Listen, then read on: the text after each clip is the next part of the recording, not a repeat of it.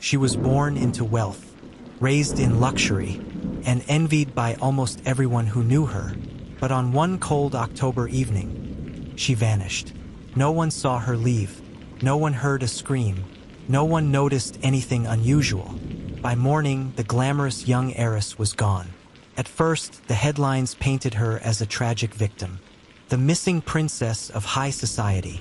Crowds gathered outside the family's mansion. News crews camped outside the estate gates, desperate for answers. But as days turned into weeks, and weeks into months, the story began to twist. The police found inconsistencies in the timeline. Witnesses were silenced, and her own family seemed strangely calm. Too calm. What happened to her that night? Did someone take her? Did she run? Or did her family know more than they ever admitted? This is the chilling story of the missing heiress, and the secrets her disappearance may have exposed. It began like any ordinary evening. The heiress, Clara Whitmore, had just returned from a glittering charity gala. Reporters photographed her stepping out of a sleek black limousine, diamonds glittering at her neck. She smiled for the cameras, waved gracefully, and disappeared through the grand doors of her family estate. It was the last time anyone would ever see her alive. By 10 p.m., Clara was back in her private wing of the mansion. She slipped out of her gown, changed into silk pajamas, and sent one last message to a close friend. Home safe. Talk tomorrow. It was casual, normal. Nothing about the text suggested fear or danger. But sometime between midnight and 3 a.m., Clara vanished. When staff entered her room the next morning, her bed was empty. Her purse was neatly placed on the dresser. Her phone sat fully charged on the nightstand. Jewelry, clothes, valuables, all untouched. Nothing was missing, except Clara. At first, her family insisted she must have gone for an early morning walk. But detectives quickly grew suspicious. The mansion was surrounded by tall gates, monitored by security cameras. Yet all surveillance footage during the hours of Clara's disappearance was missing, as if the system had been deliberately turned off. Even stranger, none of the estate's guards recalled seeing her leave. One admitted he heard the faint sound of an engine idling near the property line around 2 a.m., but no car was spotted entering or leaving. It was as though Clara had simply dissolved into the night. By the afternoon, the story was everywhere. Heiress missing from family estate. Tabloid reporters swarmed the gates, helicopters circled overhead, and crowds gathered with candles and handwritten posters. The police urged the public to remain calm. They launched a full-scale search, combing through fields, rivers, and nearby woods. Volunteers joined in, sweeping through the countryside in the hope of finding even the smallest clue. But there was nothing. No footprints, no signs of struggle, not even a dropped item of clothing. The world was captivated. Every news anchor, every late-night host, every social media influencer had one question: where was Clara Whitmore? Almost immediately, theories began to circulate.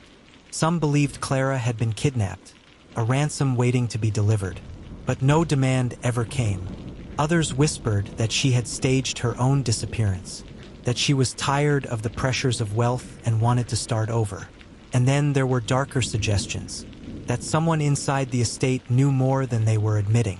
The police, however, made no public accusations, at least not yet. For now, Clara Whitmore was simply gone, and the world was left hanging in suspense. When Clara first went missing, the press expected panic. They expected frantic pleas, tearful interviews, desperate searches organized by a grieving family. Instead, the Whitmores stood tall. Clara's father, Charles Whitmore, a billionaire investor with deep political ties, appeared on the estate balcony 2 days after her disappearance. Dressed in a sharp navy suit, he calmly thanked the authorities for their efforts.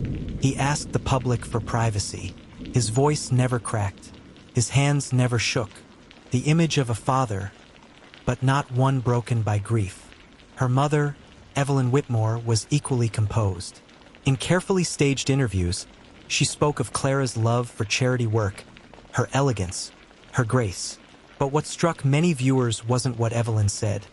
It was what she didn't. No emotional outbursts, no begging for her daughter's safe return. Just polished, measured words. The public began to whisper. Why were the Whitmores so calm? Reporters soon learned that Clara's disappearance wasn't the first shadow cast over the Whitmore estate. Neighbors recalled shouting matches echoing from the mansion late at night. Former staff described a household divided, Clara clashing with her father over her independence, her mother enforcing the family's rigid social image, and her brother Edward Whitmore, the heir apparent, constantly at odds with Clara over inheritance matters. Behind the glossy magazine covers, the Whitmores were not the perfect family they appeared to be. They were fractured, bitter, guarded, and now, with Clara missing, those cracks were beginning to widen. Detectives asked the Whitmores for a full timeline of Clara's final evening, but details didn't line up. Charles claimed Clara returned from the gala around 10:30 p.m. Evelyn insisted it was closer to 11:15. Edward said he never even saw her come home. Then there was the question of the surveillance system. Investigators pressed the estate's security team. Why were the cameras disabled between midnight and 3 a.m.? The guards claimed a technical malfunction, but technicians later confirmed the system had been deliberately switched off, with a password only senior members of the household had access to. Still, the Whitmores remained composed. It's a terrible tragedy, Charles told reporters, but we have complete faith in the authorities to find our daughter.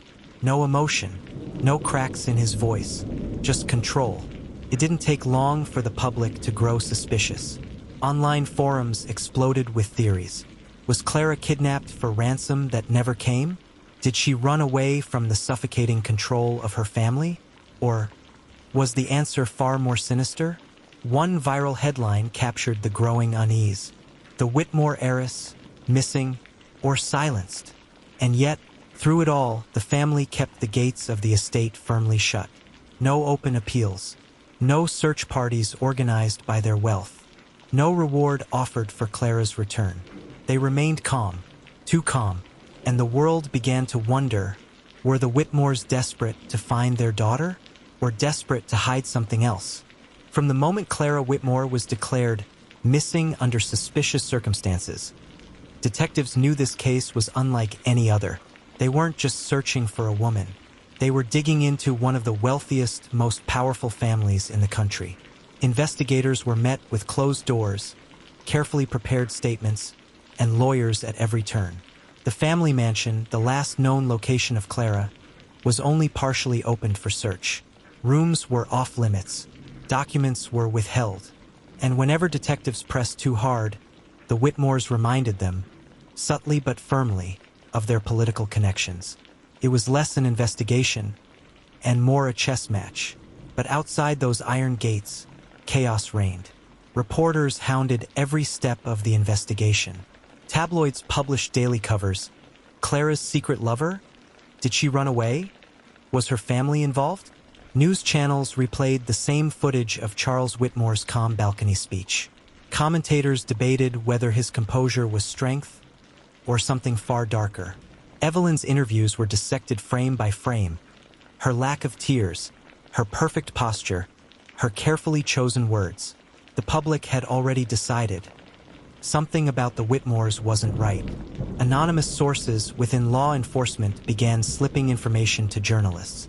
A shoe print had been found near the edge of the estate grounds, but it didn't match Clara's size. A smear of mud was discovered inside the back staircase. Yet the family insisted no one had used it that night, and perhaps most chilling of all, a small drop of blood detected near the garage door. Too little to identify, but enough to raise questions. None of these findings were officially confirmed, but in the court of public opinion, the Whitmores were already on trial. The deeper reporters dug, the stranger the Whitmores looked. Whispers of inheritance disputes resurfaced. Clara's brother, Edward, was allegedly furious that Clara had inherited a controlling stake in one of the family's companies on her 25th birthday. Servants recalled heated arguments between the siblings, some so loud they could be heard across the mansion halls.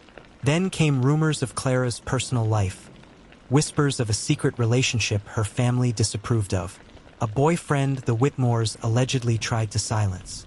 Friends claimed Clara felt trapped in her golden cage, dreaming of an escape. The public ate it up. For weeks, Clara's disappearance was the lead story across every major outlet. But through it all, the Whitmores never cracked, never faltered, never showed weakness. Detectives issued no arrests. They named no suspects. They had fragments of evidence, conflicting testimonies, and a family that controlled the narrative. And so the case dragged on. The media frenzy only grew, and the whispers turned into accusations. The question on everyone's mind was no longer, where is Clara Whitmore? It was, what are the Whitmores hiding? Clara Whitmore's disappearance wasn't just another missing person story. It became an obsession. Every newsstand carried her face. Every talk show debated her fate. Online forums lit up with theories, dissecting every second of surveillance footage, every word spoken by her family, every leak from investigators.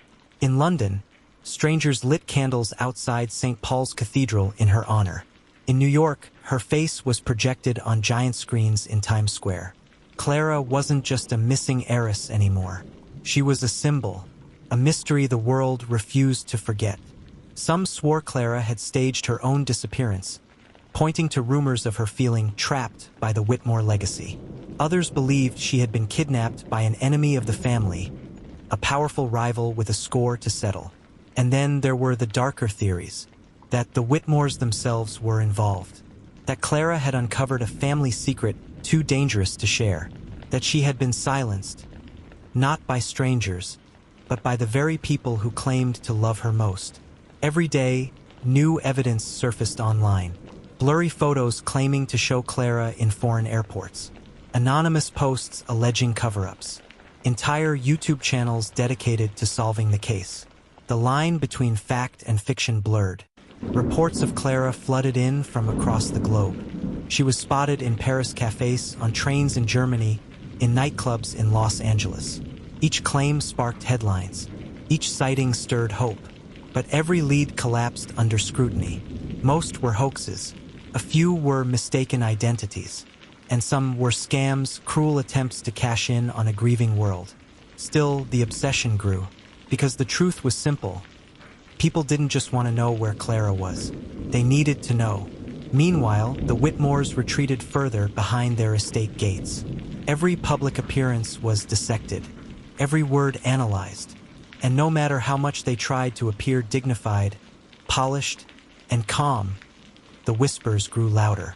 Why hadn't they offered a reward? Why were their statements so rehearsed? Why did they seem more concerned with their image than their daughter?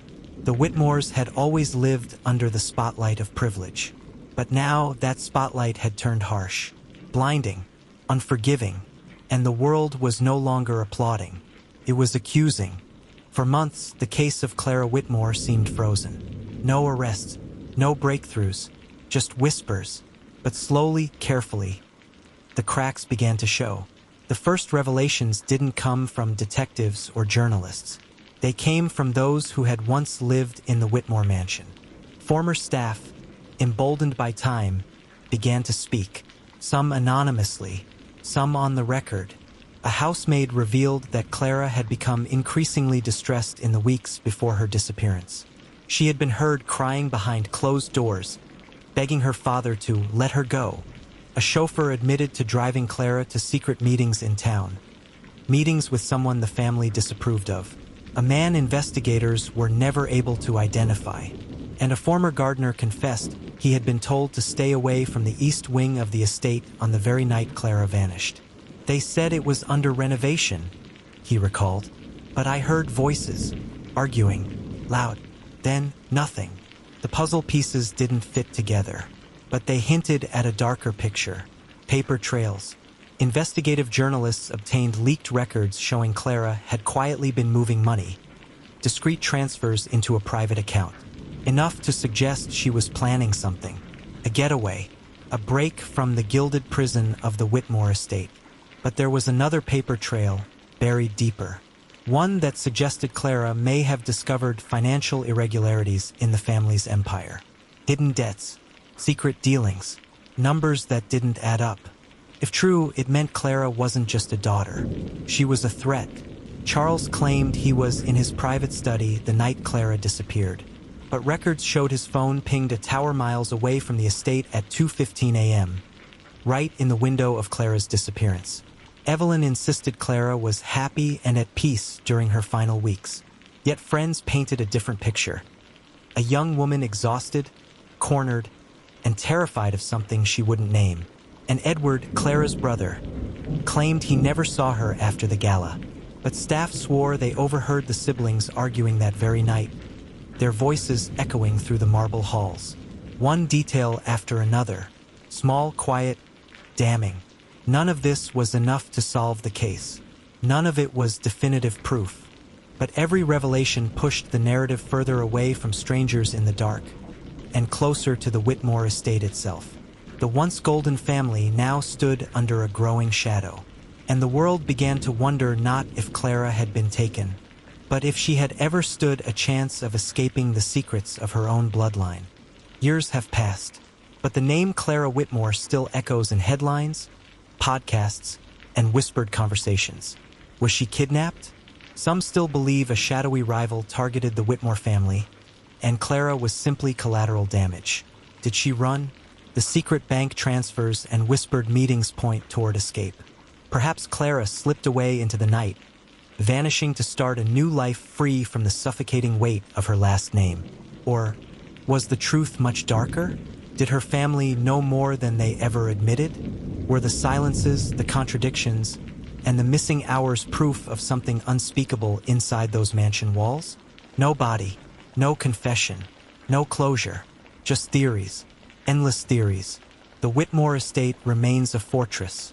Its gates still stand, its halls remain quiet, and its family members still maintain their innocence. But for every carefully chosen word they speak, the questions grow louder. Where is Clara? Why did the cameras fail? Why did the timelines shift? And why does every trail of truth seem to lead back to the very house where she was last seen alive? Sometimes, the most chilling mysteries aren't solved by police reports or courtroom confessions. Sometimes they linger, they fester, they become legend, and Clara Whitmore's disappearance is one of them. What do you think really happened to Clara Whitmore? Was she taken? Did she run? Or was the truth buried behind the walls of her own family estate? If you want more haunting mysteries like this, don't forget to like, subscribe, and turn on notifications, because the next story might just be even darker.